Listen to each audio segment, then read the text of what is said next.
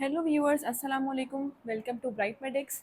So here we are with our we are starting with the second chapter related to trauma, that is early assessment and management of severe trauma. ठीक है, इस chapter के अंदर हम severe trauma के बारे में बात करेंगे पूरी कि सीवियर ट्रॉमा होता क्या है, उसको कैसे आइडेंटिफाई किया जाता है, और ये जो ट्रॉमा टीम्स के बारे में मैंने हेडिंग्स में लिखा हुआ है, code red and code blue, ये क्या चीज़ है, ठीक है, इसका क्या रोल होता है, और बाकी ट्रॉमा टीम में कितने मेंबर्स होने चाहिए, और ट्रॉमा टीम का इम्पोर्टेंस क्या है बेसिकली, ठीक है, जो कि हमारे यहाँ बहुत कम हॉस्पिटल्स में फॉलो की जाती है। अगर आप बाहर की कंट्रीज़ में जाके देखें तो वहाँ पे इन चीज़ों पे बहुत फोकस किया जाता है। इसी तरह से वो लोग अपनी मोर्टेलिटीज़ को बहुत हद तक डिक्रीज़ कर लेते हैं, क्योंकि before the team arrives, before the casualties arrive, कहीं पे भी कोई ट्रॉमा होता है ना तो उनकी टीम्स एक्टिवेट हो जाती हैं, और वो टीम्स पहले ही प्री हॉस्पिटल केयर ही पेशेंट को इतनी अच्छी दे देती हैं कि पेशेंट जब हॉस्पिटल आता है तो वो काफ़ी हद तक जो है मैनेज हो चुका होता है। लेकिन अनफॉर्चुनेटली हमारे यहाँ ऐसा नहीं होता। हमारे यहाँ पेशेंट अक्सर बहुत बुरी कंडीशन में हॉस्पिटल लाया जाता है, जिसकी वजह से हमारे यहाँ मॉर्बिडिटी और मोर्टेलिटी का जो रेट है वो काफ़ी ज़्यादा है। ठीक है, फिर हम बात करेंगे एडवांस ट्रॉमा लाइफ सपोर्ट के ऊपर, जिसके अंदर हमारा प्राइमरी सर्वे आता है, सेकेंडरी सर्वे आता है और टर्शरी सर्वे आता है। ठीक है, किस तरह से उसको मैनेज करना है। ओके, तो अब हम स्टार्ट करते हैं। सबसे पहले आइडेंटिफिकेशन ऑफ सीवियर ट्रॉमा। कोई भी ऐसा बहुत बड़ा मास इंसिडेंट हुआ है, फॉर एग्जांपल बॉम्ब ब्लास्ट हो गए या कोई इस तरह का एक्सीडेंट हो गया जिसमें बहुत सारे लोग इन्वॉल्व हुए। ठीक है, हम बेसिकली जो मेजर ट्रॉमा की बात कर रहे हैं ना, वो ऐसा ट्रॉमा है जो कि पेशेंट के बॉडी के एक से ज़्यादा पार्ट्स को या एक से ज़्यादा रीजन्स को इन्वॉल्व कर रहा है, या फिर कोई ऐसा रीजन इन्वॉल्व कर रहा है, फॉर एग्जाम्पल हेड हो गया, चेस्ट हो गया, एब्डोमिन हो गया, वहाँ पर सीवियर इंजरीज, उसने लाइफ थ्रेटनिंग इंजरीज कॉज कर रहा है, that is a severe trauma. ठीक है, तो अब बेसिकली क्या होता है कि जो उसमें बेली के अंदर जो उन्होंने डिस्क्राइब किया हुआ है वो इस तरह से किया हुआ है कि प्री हॉस्पिटल इन्वायरमेंट में ही पेशेंट की ना ट्रॉमा असेसमेंट शुरू हो जाती है। ठीक है, जो उनकी हेल्पलाइन टीम्स होती हैं वो वहाँ पहुँचती हैं, वहाँ जाके वो बिफोर हैंड ही हॉस्पिटल्स को अलर्ट कर देती हैं कि हेयर इस एज का पेशेंट है, पेशेंट का एज, उसका जेंडर, उसकी जो है वो पूरी इंफॉर्मेशन जो है वो ट्रॉमा टीम्स को अलर्ट कर देती हैं हॉस्पिटल से बाहर ही। ठीक है, और एवरीथिंग अबाउट दैट, ठीक है, कि mechanism of injury, for example अगर उन्हें कहीं कोई गन शॉट बंदा मिलता है तो वो उसे पहले ही अलर्ट कर देंगे कि ये ऐसा ऐसा हमें एक बंदा मिला है, ठीक है, उसके इतने इतने बुलेट वूंड्स हैं, और जो है वो इस तरह से हमें मिला है, उसके वाइटल साइंस, उसकी जो है ब्रीदिंग इस तरह की है, नब्ज जो है, पल्स रेट वो कम है। ठीक है, तो इस तरह से पहले ही हॉस्पिटल जो है इमरजेंसी के अंदर उनकी जो ट्रॉमा टीम होती है वो एक्टिवेट हो जाती है। ठीक है, और जीसीएस उसका फॉर एग्जांपल रिस्पॉन्ड कर रहा है, लाइट को नहीं कर रहा है, ठीक है, हमें रिस्पॉन्ड कर रहा है, हमें हिलाने जुलाने पे, आवाज़ देने पे उसने रिस्पॉन्ड किया है नहीं किया, ये सब चीज़ें वो पहले ही अलर्ट कर देते हैं। ठीक है, so this is a good initiative कि आप जो है पेशेंट को पहले ही उसको इस कंडीशन में हॉस्पिटल से पहले ही उसकी मॉर्टेलिटी और मॉर्बिडिटी को डिक्रीज़ कर दें, क्योंकि एक पेशेंट आएगा फिर हॉस्पिटल पहुंचेगा, दैट विल टेक टाइम ना, और वैसे ट्रॉमा के पेशेंट्स की हमने कल टाइम विंडो पढ़ी थी, तो that is very limited time हमारे पास होता है। ठीक है, अच्छा,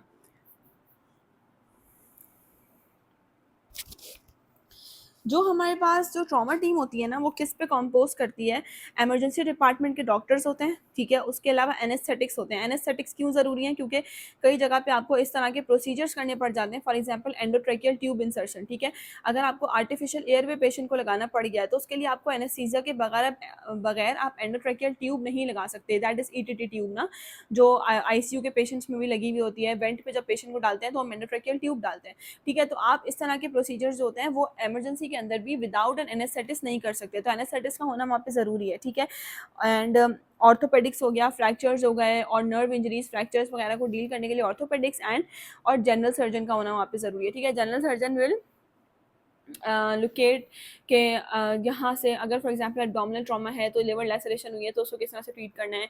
ठीक है, ये इंटरनल एब्डोमिनल ब्लीडिंग हो गई है उसको किस तरह से देखना है, तो ये सारे जो मेंबर्स हैं इनका ट्रॉमा टीम के अंदर होना ज़रूरी है।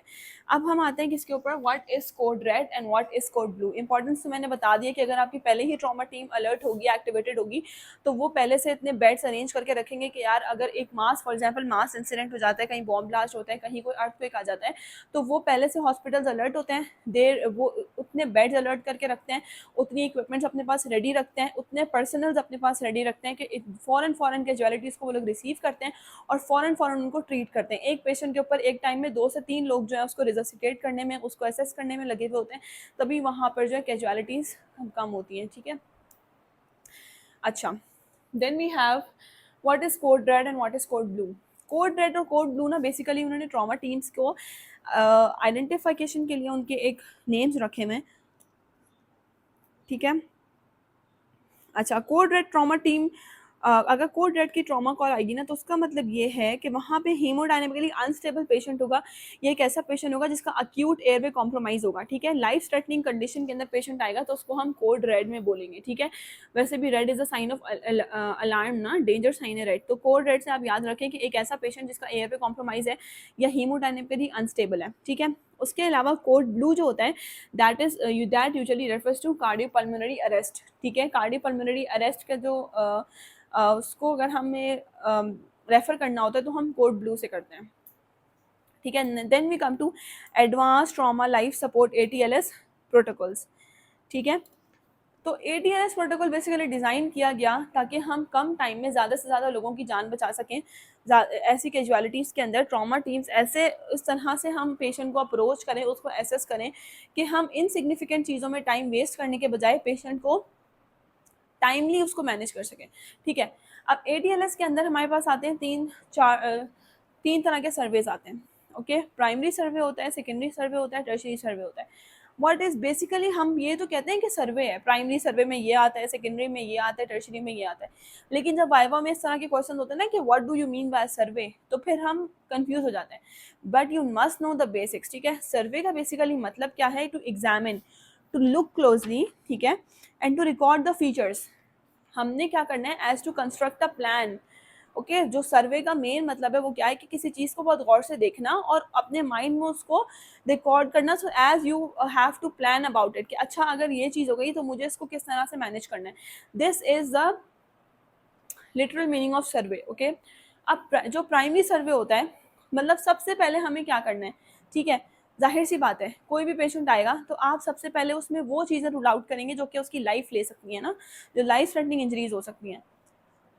तो उसमें हमारे पास आता है ABCDE आता था पहले, लेकिन अब जो रिवाइज्ड वाली जो इनकी वो हैं गाइडलाइंस हैं, उसके अंदर इन्होंने स्मॉल सी ए से पहले डाल दिया, that refers to external haemorrhage. ठीक है, और इसकी क्या इंपॉर्टेंस है इसकी मैं भी एक्सप्लेन करूँगी। ओके, बाकी सेकेंडरी सर्वे, टर्शरी सर्वे मैं नेक्स्ट वीडियो में एक्सप्लेन करूँगी, दैट विल बी, वरना वीडियो बहुत लंबी हो जाएगी। ठीक है, अच्छा, अब हम स्टार्ट करते हैं प्राइमरी सर्वे से। The small C refers to the external haemorrhage, exsanguinating external haemorrhage. ठीक है, व्हाट इज एक्सटर्नल हैमरेज? कहीं भी कोई ऑब्वियस सोर्स ऑफ ब्लीडिंग है, ठीक है, नज़र आ रहा है, सबसे पहले हम आते हैं स्मॉल सी के ऊपर। ओके, एक्सटर्नल हैमरेज, इसकी क्या इंपॉर्टेंस है?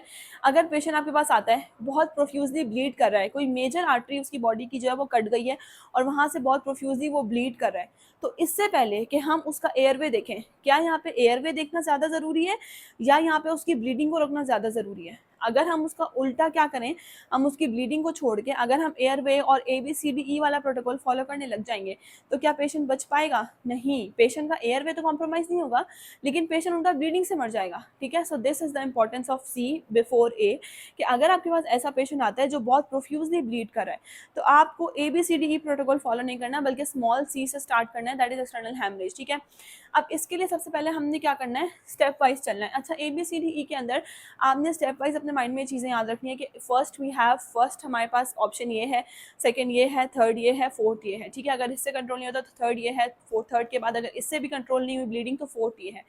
तो फर्स्ट हमारे पास क्या होता है? Direct pressure. कोई भी वुंड है, ठीक है, कहीं से भी ब्लीड हो रहा है, सबसे पहले हमारे पास होता है हमने उसको डायरेक्ट प्रेशर देना है। ठीक है, अगर डायरेक्ट प्रेशर से कंट्रोल नहीं होती तो सेकंड हमारे पास होता है कि पैक्स अप्लाई करना है, गॉज और पैक्स जो होते हैं वो अप्लाई करना है। ठीक है, अगर उससे भी कंट्रोल नहीं होती ब्लीडिंग तो थर्ड हमारे पास क्या होता है कि हमने उसके ऊपर टॉर्निकेट अप्लाई करना है। फॉर एग्जाम्पल, ये उसका लिम्ब है, यहाँ से उसकी रेडियल आर्टरी कटी हुई थी, ठीक है, यहाँ से ब्लीड कर रहा था प्रोफ्यूजली, तो हमने टॉर्निकेट अप्लाई करना है इस वूंड के लेवल के ऊपर, यहाँ पे। ठीक है, तो टॉर्निकेट अप्लाई करने से क्या होगा कि ओवरऑल जो ब्लड है वेसल्स में उसका फ्लो डिक्रीज हो जाएगा। लेकिन टॉर्निकेट के साथ एक उसका जो नेगेटिव वो है वो ये है, नेगेटिव पॉइंट उसका ये है कि दैट में लीड टू लिम्ब इस्कीमिया। ठीक है, लिम्ब को इस्कीमिया की तरफ लेके जा सकता है, क्योंकि आपने आगे के सारे ब्लड सप्लाई रोक दी ना, तो आगे जो हैंड को वेसल्स जो जा रही हैं वो सारी रुक गई। ठीक है, तो दैट में प्रोमोट लिम्ब इस्कीमिया। तो आपने टाइम रिकॉर्ड करना है कि आपने टॉर्निकेट उसको कब लगाया। ठीक है, और उसके बाद जितना जल्दी हो सके उसको सर्जिकल कंट्रोल ऑफ हैमरेज के लिए भेजना है, ताकि उसका फ़ौरन से जो है सर्जिकली एक्सप्लोर करके उसका आर्टरी को लाइगेट करके उसका हैमरेज कंट्रोल किया जा सके। Otherwise the patient may end up into limb ischaemia. ठीक है, उसका जो डिस्टल वाला पार्ट है टॉर्निकेट के बाद वाला, वहाँ पे स्कीमिया डेवलप हो जाएगा, और आपको पता है स्कीमिया की कॉम्प्लिकेशन गैंग्रीन होता है। ठीक है, इस सबसे पेशेंट को बचाना है। So this was about external haemorrhage. Okay, second we have is airway. अब एयरवे में क्या है, सबसे पहले क्या होता है कि अगर हमने, ये तो हमारे पास बेसिक उसमें भी आता है ना, जो हम ATLS के जो वो प्रोटोकॉल्स हैं उसके अंदर आता है कि जब आपने वहाँ पे अराइव करना है, अगर आप कहीं गए हैं और पेशेंट इस तरह से है, तो आपने सबसे पहले उसको आवाज़ देनी है। अगर वो रिस्पॉन्ड कर रहा है, अच्छा आवाज़ देने की क्या इंपॉर्टेंस है कि अगर वो आपकी बात को उसने रिस्पॉन्ड किया, ठीक है, तो उसका मतलब ये उसका एयरवे क्लियर है। ठीक है, एयरवे क्लियर है तभी तो उसकी वॉइस ट्रांसमिट हो रही है। अगर एयरवे क्लियर नहीं होगा तो उसकी वॉइस ट्रांसमिट नहीं होगी। ठीक है, तो सबसे पहले हमने पेशेंट से पूछना है, कोई भी पूछ लेंगे, आपका नाम क्या है, ठीक है, आप मेरी आवाज़ सुन रहे हैं, इस तरह से उसको ज़ोर से हिला के कुछ भी पूछ लेंगे। ठीक है,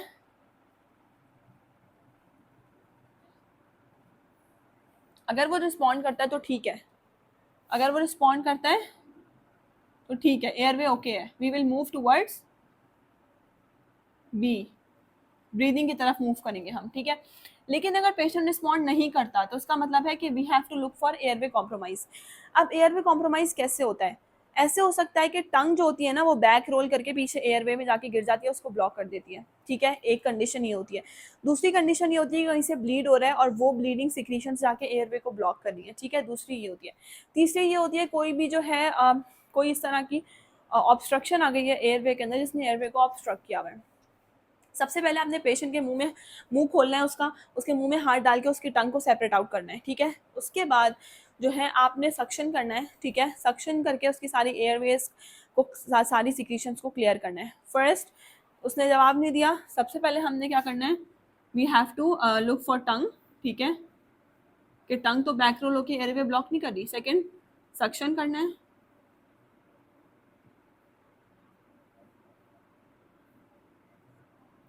थर्ड हमने क्या करना है, थर्ड हमने जो है उसको उसके एयरवे के मैनुअर्स होते हैं। ठीक है, एयरवे के दो तरह के मैनुअर्स होते हैं। कौन कौन से मैनुअर्स होते हैं, एक हमारे पास होता है हेड टिल्ट और चिन लिफ्ट होता है, और दूसरा हमारे पास होता है जॉ थ्रस्ट होता है। ठीक है, सिंपल एयरवे मैनुअर्स होते हैं।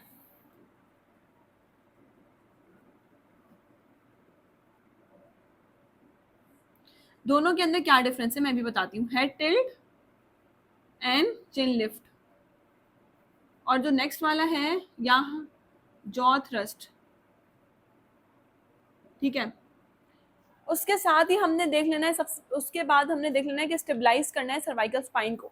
सॉरी, सबसे पहले हमने जो था वो एयरवे से, एयरवे में सबसे पहले हमने सर्वाइकल स्पाइन को देख के उसको स्टेबलाइज करना था। उसके बाद हमने जो है एयरवे, लुक फॉर टंग और ये सारी चीज़ें करनी थी। ठीक है, उसके बाद जब हमने देखा ओके अब दो तरह के मैनुअर्स होते हैं हमारे पास, एक होता है हेड टिल्ट और चिन लिफ्ट और दूसरा होता है जॉ थ्रस्ट। अब ये दोनों डिपेंड करता है कि पेशेंट की कंडीशन क्या है। अगर उसका सर्वाइकल स्पाइन जो है वो डैमेज है, ठीक है,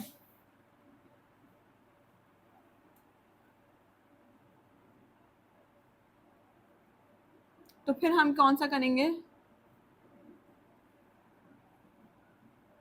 हम चेक करेंगे कि उसकी सर्वाइकल स्पाइन की क्या कंडीशन है। अगर उसका सर्वाइकल स्पाइन डैमेज है तो फिर हम जॉ थ्रस्ट करते हैं, जॉ को थोड़ा सा ऊपर मूव कर देते हैं ताकि आपकी टंग जो है दोबारा से बैक रोल ना करे। ठीक है, इसका मेन मकसद ये होता है कि हमने टंग को बैक रोलिंग से बचाना होता है ताकि वो एयरवे को जाके ऑब्स्ट्रक्ट ना करे।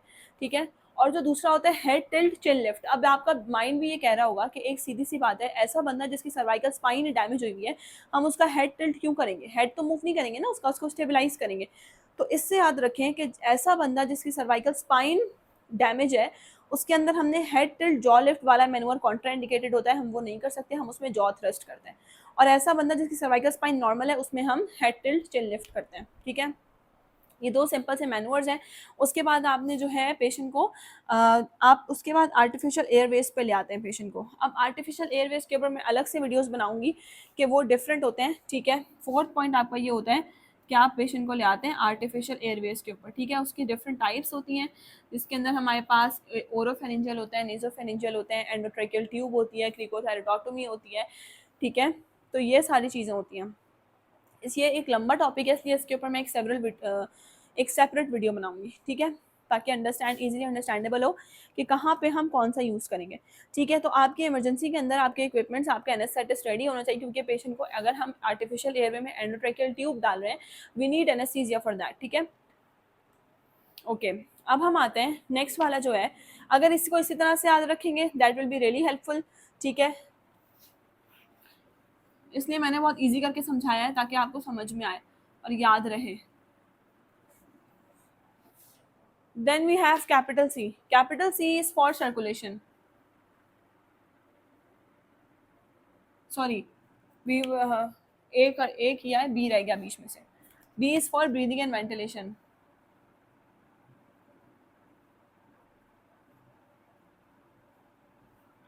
अब हमने देखना है कि पेशेंट ब्रीथ कर रहा है, एयरवे तो हमने उसका पेटेंट कर दिया है, लेकिन फिर हमने देखना है कि पेशेंट ब्रीथ कर रहा है नहीं कर रहा है। ठीक है, एनी चेस्ट मूवमेंट्स, और फिर हमने सारे पेशेंट्स को हाई फ्लो ऑक्सीजन देनी है। ठीक है, सारे ट्रॉमा पेशेंट्स को सबसे पहले हमने क्या करना है, हाई फ्लो ऑक्सीजन देनी है उनको, ताकि उनका ऑक्सीजन का फ्लो जो है, जो ऑक्सीजन डेफिशिएंसी हुई है उनकी बॉडी में एयरवे कॉम्प्रोमाइज़ होने की वजह से या फिर इस ट्रॉमा की वजह से, उसको हम फुलफिल कर सकें। ठीक है, उसके बाद क्या है, और हमने एनी चेस्ट पैथोलॉजी देखनी है। Look for any chest pathology. Chest pathology क्यों ज़रूरी है? चेस्ट पैथोलॉजी भी कौन सी वाली? ऐसी चेस्ट पैथोलॉजी जो कि ब्रीदिंग को कॉम्प्रोमाइज़ कर सकती है, क्योंकि चेस्ट पैथोलॉजीज ऐसी होती है ना, लंग्स है ना चेस्ट के अंदर, तो कोई भी ऐसी चेस्ट पैथोलॉजी जो ब्रीदिंग को कॉम्प्रोमाइज़ कर सके, वो जाहिर सी बात है, आप अगर ऑक्सीजन दे भी रहे हैं तो वो किसी काम का नहीं है अगर लंग्स एक्सपैंड नहीं कर पा रहे। ठीक है, तो उसके अंदर कौन सी चेस्ट पैथोलॉजीज होती हैं? एक हमारे पास होती है टेंशन न्यूमोथॉरिक्स। मैं आपको ब्रीफ सा ओवरव्यू दे देती हूँ उसमें बेसिकली होता क्या है। दूसरा हमारे पास होता है massive haemothorax, it's in the name. Number 3 is flail chest. Tension pneumothorax में क्या होता है, pneumo is for air and thorax is for endothoracic cavity, haemo is for blood. Okay, अगर टेंशन न्यूमोथॉरिक्स में क्या होता है, एक ऐसा, अगर फॉर एग्जांपल फायर आर्म की वूंड है चेस्ट के अंदर, तो एक चेस्ट कैविटी के अंदर एक ओपनिंग क्रिएट होने की वजह से क्या होता है कि बाहर से जो एक्सटर्नल एयर होती है, क्योंकि हमारे बाहर जो है वो पॉजिटिव प्रेशर है ना, और अंदर हमारी चेस्ट कैविटी में नेगेटिव प्रेशर है, तो जब एक रास्ता मिल जाएगा हवा को, from positive pressure to negative pressure, air अंदर ट्रेवल करती है। ठीक है, अगर एक बंदा आया है, ये उसके लंग्स हैं। ठीक है,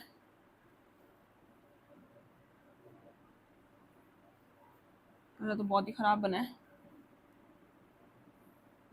ठीक है, ये इसके लंग्स हैं। अब ये इसकी चेस्ट कैविटी है, यहाँ से फॉर एग्जांपल जगह मिल गई इसको। ठीक है, यहाँ से बुलेट अंदर गई, यहाँ पे स्पेस क्रिएट हो गई। अब यहाँ से एयर, एक्सटर्नल एयर जा रही है अंदर, मीडियास्टिनम में क्या होगा, एयर भरना शुरू हो जाएगी इस कैविटी के अंदर, लंग्स में तो नहीं जाएगी, यहाँ पे एयर भरना शुरू हो जाएगी। अब जब एयर भरना शुरू हो जाएगी तो लंग्स की जो है एक्सपेंशन में रेजिस्टेंस होना शुरू हो जाएगा। जाहिर सी बात है, ये एयर फोर्स लगाएगी अंदर की तरफ, लंग एक्सपैंड करना चाह रहा है फोर्स लगा के बाहर की तरफ, तो क्या लंग एक्सपैंड कर पाएगा? नहीं एक्सपैंड कर पाएगा। तो अल्टीमेटली क्या होगा कि एल्वियोलाई होंगे वो एयर से भर नहीं पाएंगे, एयर जो वेंटिलेशन है वो कॉम्प्रोमाइज होना शुरू हो जाएगी। ठीक है, और अल्टीमेटली क्या होगा, लंग में कोलैप्स, लंग कोलैप्स हो सकता है। ठीक है, तो दिस इज टेंशन न्यूमोथॉरिक्स, जो कि हमारे पास ऐसा चेस्ट पैथोलॉजी है जो कि ब्रीदिंग और वेंटिलेशन को कॉम्प्रोमाइज़ कर सकती है। दूसरा हमारे पास आता है मैसिव हीमोथॉरिक्स, इसी तरह से फॉर एग्जांपल अगर बुलेट थी, बुलेट आई, कोई यहाँ पे कोई मेजर वेसल पड़ी हुई थी, उसको बुलेट ने डैमेज कर दिया, कोई आर्टरी थी जो बुलेट के रूट में आ गई, बुलेट यहाँ से यूं गई है, ठीक है, वो इस आर्टरी को डैमेज करती हुई गई है, तो क्या होगा, अब मीडियास्टिनम में एयर तो नहीं थी लेकिन पूरा ब्लड भर गया, फ्लूइड आ गया ना, अब ब्लड भर गया, ब्लड भी वही काम करेगा कि वो प्रेशर अप्लाई करेगा, लंग बाहर की तरफ एक्सपैंड नहीं हो पाएगा and that will lead to lung collapse. Ultimately lung collapse हो जाएगा, पहले ब्रीदिंग कॉम्प्रोमाइज होगी, आहिस्ता आहिस्ता करके लंग कोलैप्स की तरफ चला जाएगा, ठीक है। थर्ड हमारे पास होता है फ्लायल चेस्ट। फ्लायल चेस्ट ये होता है, ये रिब्स हैं आपकी, ठीक है, ये स्टर्नम है, ये स्टर्नम से रिब्स निकल रही हैं। ऐसा फ्रैक्चर, अगर कोई फ्रैक्चर हो जाए रिब केज का, जहाँ पर फॉर एग्जांपल ये दो रिब्स ब्रेक हो गई, ठीक है, जहाँ पे आपके चेस्ट में एक ऐसा सेगमेंट बन जाए जो इरिस्पेक्टिव ऑफ बाकी चेस्ट उसके पैराटॉक्सिकल मूव करने लगे। पैराटॉक्सिकल मूव करने का मतलब ये है कि ये जो फ्लायल चेस्ट वाला सेगमेंट होता है ना, ये बाकी के चेस्ट के उल्टा मूव करता है। अगर बाकी का चेस्ट जो है वो इंस्पिरेशन के अंदर बाहर मूव कर रहा है, आउटवर्ड कर रहा है, ठीक है, ये क्या करेगा, ये उल्टा इंस्पिरेशन में इनवर्ड मूव करेगा ये सेगमेंट, और बाकी का चेस्ट एक्सपिरेशन में इनवर्ड मूव कर रहा है, तो ये जो है ये उल्टा मूव करेगा, ये एक्सपिरेशन में आउटवर्ड मूव करेगा। This is flail chest. और ये भी अल्टीमेटली जाके जो है, क्योंकि जाहिर, क्योंकि देखो ना, अगर इंस्पिरेशन में नॉर्मल चेस्ट को मूव करने outward, normal intercostal muscles move करते हैं आउटवर्ड ताकि लंग को स्पेस मिले, लेकिन अगर यहाँ पे कोई ऐसा सेगमेंट है जो कि उल्टा इनवर्ड मूव कर रहा है, तो क्या लंग को स्पेस मिलेगी? नहीं मिलेगी। That will also lead to respiratory failure, ठीक है, लंग कोलैप्स। तो ये सारी कंडीशंस ऐसी हैं, आपने याद रखनी है, जो कि ब्रीदिंग को अफेक्ट कर सकती हैं, ठीक है। उसके अलावा आपके पास इंटरकॉस्टल चेस्ट ड्रेन्स रेडी होने चाहिए, वो हम आगे पढ़ेंगे, जो मैं अभी बता रही थी, ये सारी पैथोलॉजीज हैं इसके अंदर यूज होते हैं, ठीक है। Then we have C, capital C is for circulation. अब सर्कुलेशन के अंदर हमने किस तरह से मैनेज करना है, C is for circulation and haemorrhage.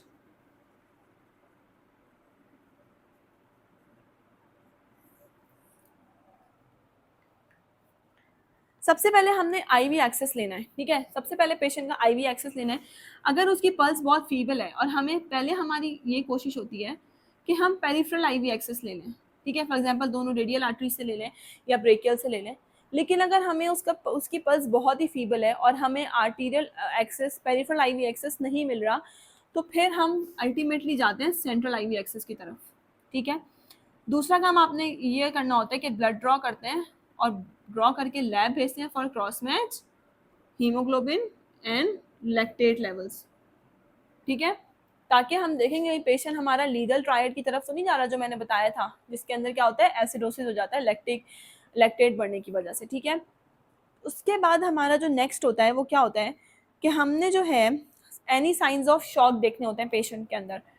Science of shock में क्या क्या चीज़ें आती हैं कि कोल्ड क्लैमी स्किन होगी, ठंडी ठंडी स्किन होगी, क्योंकि परफ्यूजन कम हो गई ना स्किन की, ब्लड होते हैं परफ्यूज रखता है, प्रोफ्यूज रखता है स्किन को, लेकिन अगर परफ्यूजन कम हो जाएगी तो स्किन कोल्ड क्लैमी हो जाएगी, ठीक है। उसके अलावा स्वेटिंग होना शुरू हो जाएगी पेशेंट को, ठीक है। उसके अलावा उसका यूरिन आउटपुट डिक्रीज हो जाता है, उसके अलावा उसका बीपी लो हो जाता है और पल्स बढ़ जाती है। ये बेसिकली जो होता है ना, इसको कहते हैं रिफ्लेक्स टैकीकार्डिया। बीपी लो होने की वजह से पल्स का बढ़ जाना, क्योंकि जब बीपी लो होता है ना, तो ऑर्गन जो होते हैं वो सिग्नल भेजते हैं हार्ट को कि हमें ब्लड नहीं मिल रहा, पंपिंग बढ़ाओ, तो हार्ट क्या करता है, उल्टा तेज तेज पंप करना शुरू कर देता है, ठीक है। That is called reflex tachycardia, okay. तो अब नेक्स्ट से अगला जो है वो मैं नेक्स्ट वीडियो में कंटिन्यू करूंगी इंशाल्लाह ताला। Thank you so much.